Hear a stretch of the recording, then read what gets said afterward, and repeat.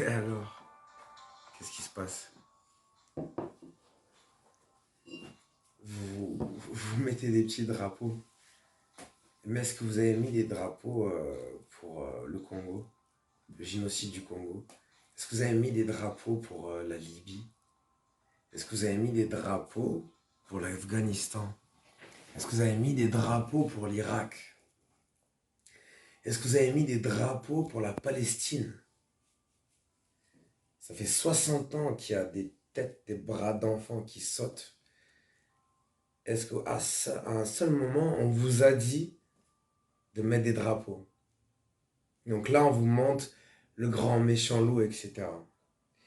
Il faut savoir quelque chose, c'est que il y a la mafia khazare qui s'implante en fait depuis 8 ans en Ukraine. Voilà. Les Rothschild, les Rockefeller, Soros, etc. L'OTAN qui avance, etc. Beaucoup de gens m'ont demandé de prendre position parce que j'ai posté une photo de ma mère qui est là, stop en Ukraine et tout ça, mais c'est pas une position politique. Alors oui, elle était très belle cette photo. Je vous ai entendu jaser, etc. Naïnana. Alors maintenant, je vais vous répondre. C'est pas. Ma mère est traumatisée. Moi, j'avais 4 ans, tu vois. J'ai vu les morts, j'ai vu les bombardements. Je descends avec mon père comme ça et tout. Et je dis, papa, papa, qu'est-ce que c'est que ces gens qui dorment? Il y a du sang et tout. Non, non, t'inquiète, ils font dodo. Et mon cousin, il fait ce que t'as oublié de leur dire, qu'ils se réveilleront jamais. Très vite, j'ai compris que la mort faisait partie de la vie. Mais là, c'est complètement une autre guerre. Il y a des guerres de destruction, il y a des guerres de libération. Et en fait, ce qui se passe, tout simplement, c'est que bah, Poutine déteste Soros, parce que c'est un fils de pute, tu vois. Poutine déteste l'État profond qui s'est implanté avec la mafia khazare, avec le président qui est un comédien, qui a été placé comme Macron, disons-le. Hein. Et vous, vous voyez que du feu. Et les mêmes qui ont gobé le narratif Covid vont gober le narratif Ukraine. Voilà. Donc réfléchissez bien, sachez qui est qui et qui fait quoi en fait.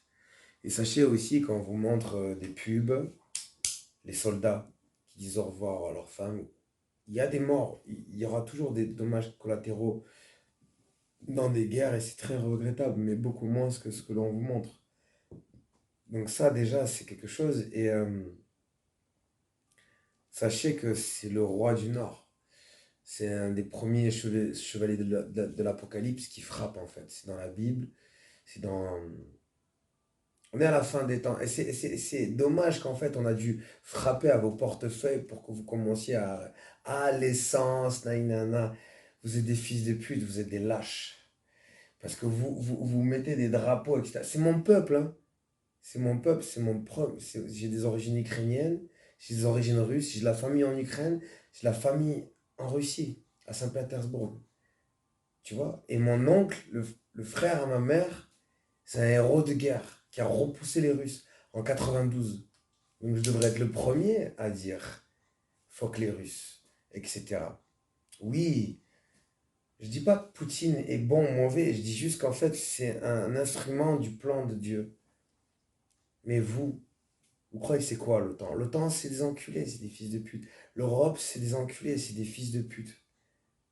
Et vous, c'est pas une guerre Russie contre Ukraine, c'est une guerre de l'État profond contre le dernier rempart de la liberté. Tu crois que Macron, c'est la vérité? Tu crois que l'Europe, c'est la vérité? Tu crois que l'OTAN, c'est la vérité? Réfléchis. Et puis il y a aussi une arche d'alliance qui est placée en Ukraine. Rappelle-toi la guerre en Irak. C'est la porte des étoiles aussi. Une des dernières portes des étoiles était en Irak. Tu vois? Rappelle-toi de tous les pays que l'OTAN a conquéris et regarde les photos après. Que des ruines, que des enfants bafoués, balayés. À chaque fois que tu veux planter une graine d'étoile, les élites arrivent, soi-disant pour te délivrer, et en fait, ils s'envolent avec tes rêves. D'accord? Donc, soyez prudents, mes chers, et faites preuve de discernement. C'est pas comme ça la vie. D'accord? Et sachez que malgré ça, même si vous voyez ça comme une guerre, c'est le début de la fin pour eux. Et le début pour nous. Bisous.